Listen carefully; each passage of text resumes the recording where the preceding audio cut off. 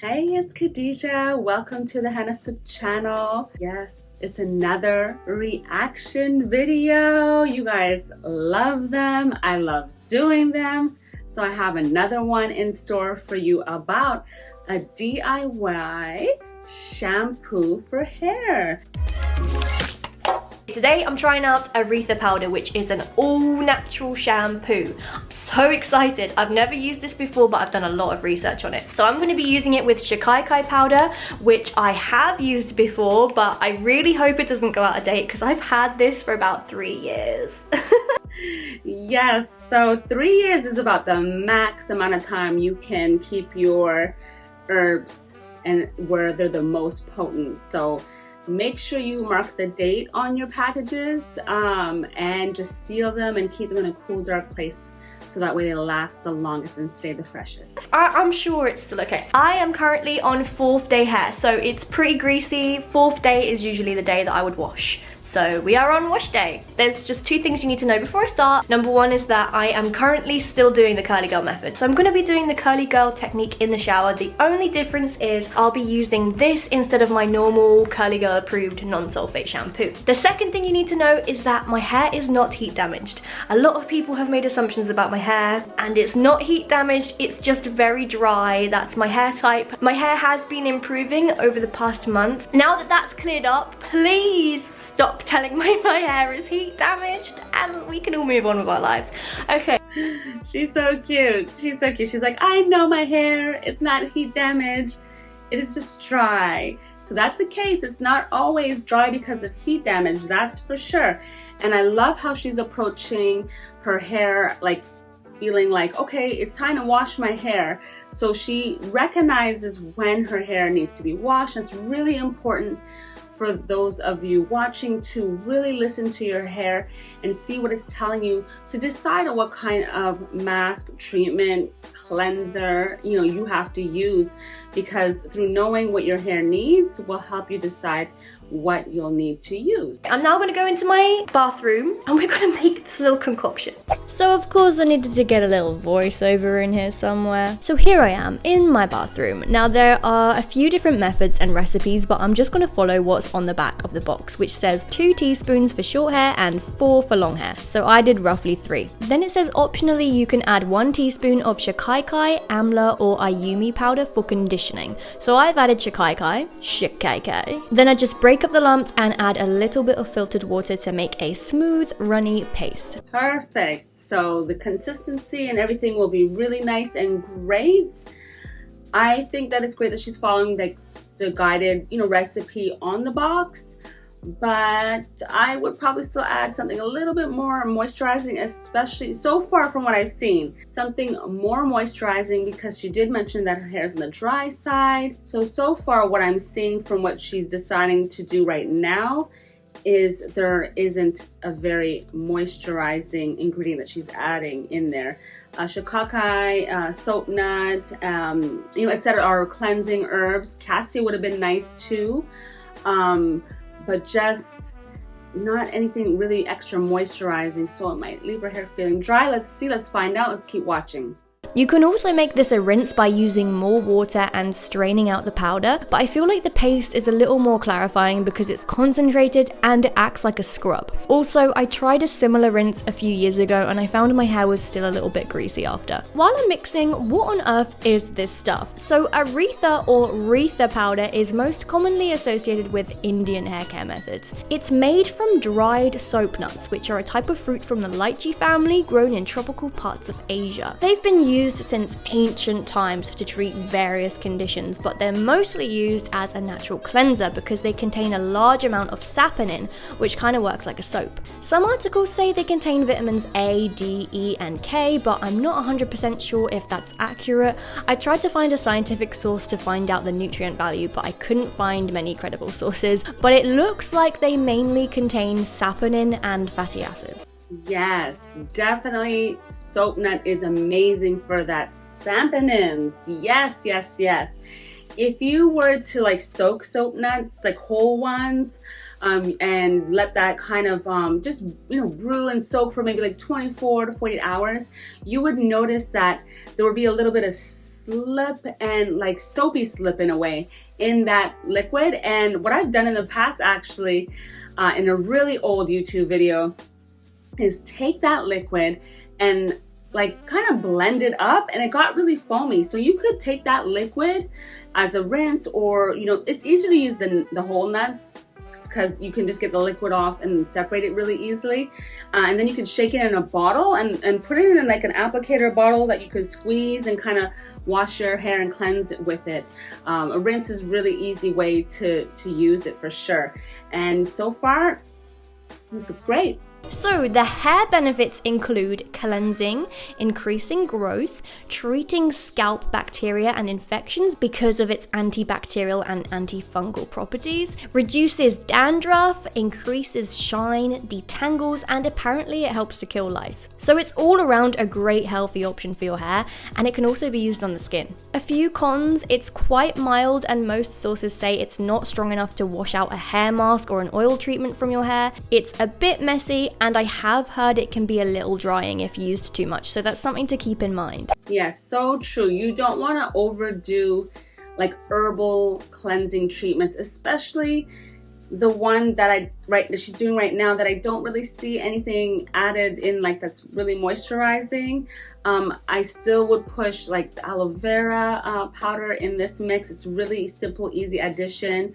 CASSIA would be really great to give it a little bit of smoothness, because sometimes the Shikakai and the soap nut, and even if you decide to add a little bit of Amla, they're all kind of like, they kind of have a bit of a scrubby kind of, you know, texture and whatnot, not as much slip. You could even add a little bit of Fenugreek to give it a little bit of slip and moisture. That would be a great addition to this particular. But if you do decide to use it this way, just note that you do have to moisturize afterwards, like for sure. So before I apply the shampoo, I wet and massage my scalp to help lift any dirt. And then I'm just massaging it all over my scalp.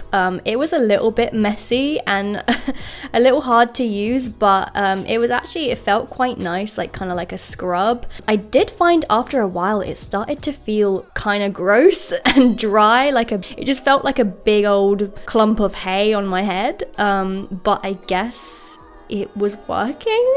Yeah, it was definitely working really well. And I want to highlight here, because there's definitely a few videos on YouTube about how somebody got the Ayurvedic herbs in their eyes. Be very, very, very, very, very careful to avoid getting any of the Ayurvedic, any of them, in your eyes. You do not want to get this in your eyes. It's irritating and it can scratch your lens. You just have to be careful. Make sure you're angling every time that you're doing your hair. Angles, some clients I've heard even wear goggles. Just make sure to angle back, so you don't get it in your eyes, especially when you're rinsing it out. Don't let it pour all over your face. Be very, very careful. And if you gotta pick up the goggles, grab those goggles. And then I just rinsed it out really thoroughly. It had to be quite thorough. I really had to scrub to get all the little grains out. And then I just conditioned with my natural conditioner using the curly girl scrunching technique. And as you can see on my hands, there was still little bits of powder in my hair, even from conditioning, but I think I managed to get it all out when I rinsed. Yes, and if you want to be even more restorative with the moisture, I highly recommend our cleansing co-wash. Yes, the cleansing co-wash is gonna not only give your hair a nice little bit of cleansing, detangling, but it's very, very, very restorative. It adds a lot of moisture back. I'm out the shower. It did take a little while to get all the powder out, but I feel like it's kind of out. I know there's a little bit left in there, but I feel like when it dries it will just come out. I'm now going to use my gel, which I've been using for the past month, and I'm going to scrunch my hair as normal. Usually I would section my hair to do this, but I'm just going to put it all in. I'm curious, I wonder if she still does use gel. This video was from last year. I would probably personally recommend that she moisturizes before using the gel. That might also be contributing to some of the dryness that she's experiencing.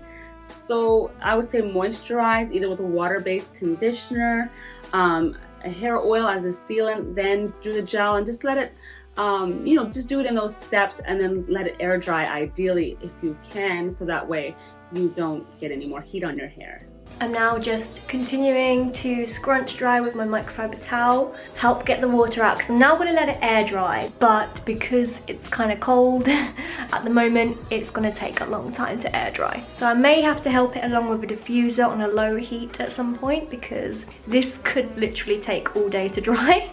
And I don't got time for that. I'm just going to clip up my roots, which I've been doing lately. I really like the look it gives. My hair doesn't have a lot of volume. It lies very flat to my head, so this helps a lot. That's really neat. I love the clip idea. Actually, I've never really seen or paid attention to people that are doing that to add more volume to their hair. Love that. Side note, if you want to add a volume to your hair, you definitely have to use Zysafis powder. So maybe she could even have added Zysafis powder to that whole cleansing treatment to add a lot more volume. Zysafis powder is just that underdog Ayurvedic herb that people don't even realize how much potential it has. That would be amazing for her hair. It looks clean and it feels clean, so that's a good sign, but I guess we'll see when it's dried. Okay, my hair is dry. Holy crap, I'm having a good hair day. In case you're wondering, I roll my bangs in one of these little rollers. That's how I get them to be so swoopy. It's just a style that I enjoy. My hair is clean. Where is it gone?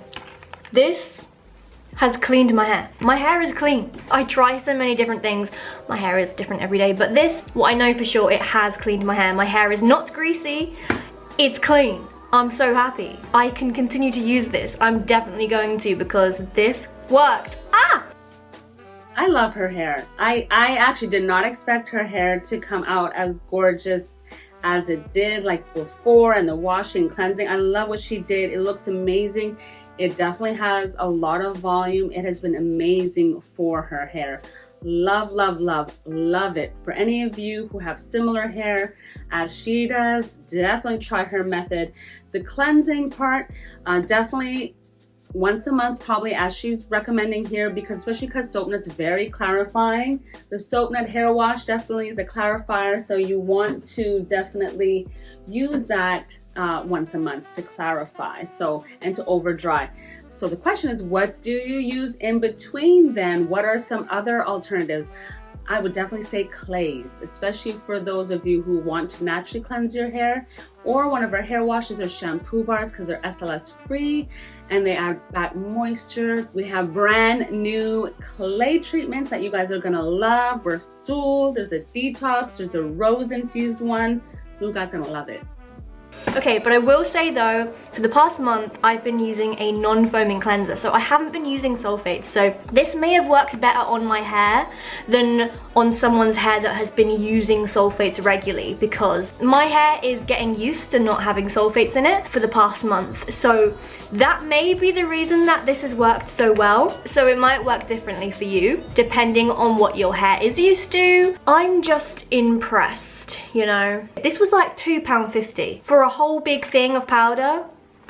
Can't go wrong. Okay, so that's my verdict on Aritha powder. I hope you enjoyed the video. It's so great to find new things. So if you want to see more from me, I have a ton of hair videos. Go check them out. You can follow me everywhere. I have all the social medias, and I'll see you in the next one. She is so adorable. Yes, yes, yes. Definitely check out her channel too. She has some great tips. I love it, love it, love it, love it, love it.